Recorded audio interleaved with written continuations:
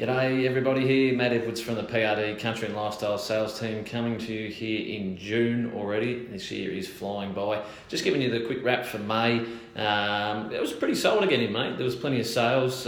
Sold 2 in Linton, 1 in Gordon, 1 in Raglan, 2 in Staffordshire Reef and 1 in Mount Egerton. So it was a total volume or sales value of 2,181,000.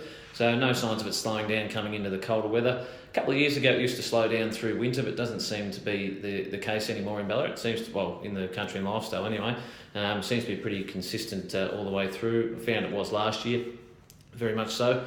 Just come back from AREC. It's the Australian Real Estate Conference. I've gone up there to not how to learn how to do real estate, been doing that for a decade, but just to keep sharp and to make sure that I can come back and deliver a good service to my clients and to bring back some new ideas that I can implement. So you should see a bit more come rolling out in the next few months.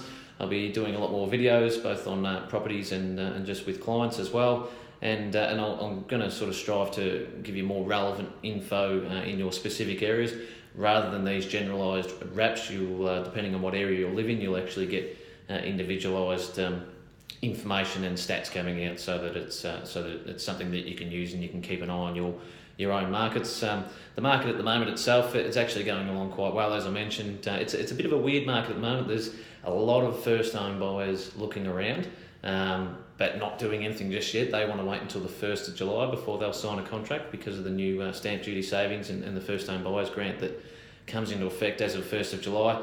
And on the other hand, there's a lot of investors wanting to buy this month and sign a contract before the end of June, because the rules change for them, and there's obviously implications that can potentially work against them, cost-wise and tax-wise and that sort of thing. So if you want more information about that, just get in contact with me. A lot of people, we find at this time of year, hold off thinking it's getting a bit cold, I'll wait till spring, but it's actually, I actually think there are benefits of selling in winter.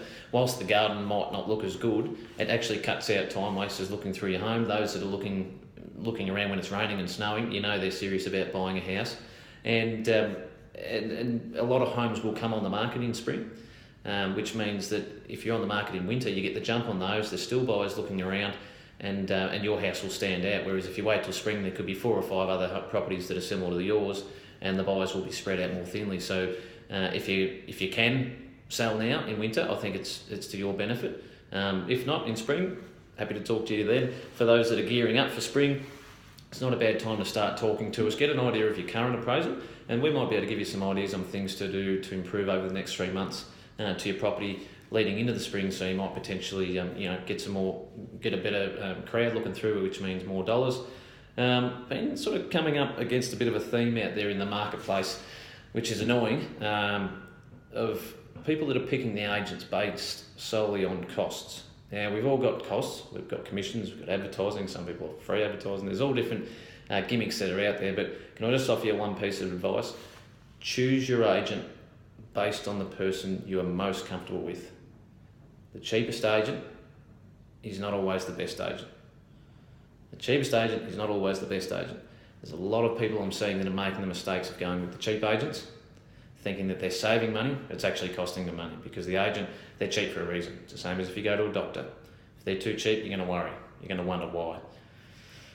Choose the agent that you're most comfortable with. I can't stress that enough. And then the rest you can work out. You can work out costs. It's all negotiable. You can work out marketing. They're flexible. It's up to your personal preferences.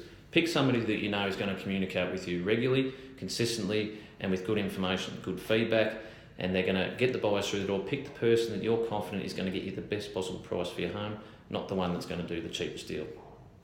That's just wanted to get that off my chest.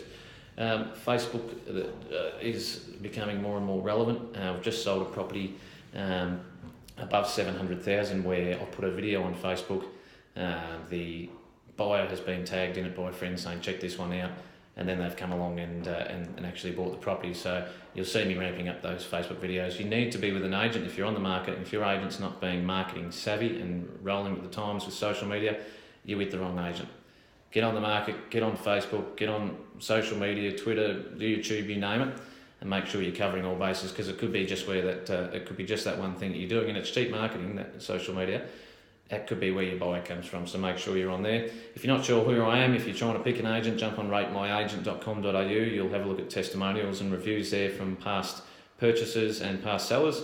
They've left their honest comments on there and their star ratings, so jump on there and suss me out.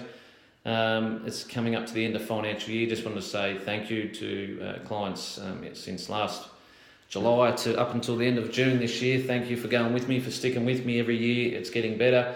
I love my job. I'm not going anywhere, and I hope I can deal with you in the next financial year. You don't just get me, you get the rural team. It's the biggest rural team in Ballarat. There's 3 of us in sales. We've got some girls behind the scenes doing the nitty-gritty stuff and keeping it a smooth operation. So there is no other team in Ballarat as big as ours, which means we've got more flexibility, more buyers, and which means more dollars in your pocket. I'll catch up with you at the end of June. Cheers.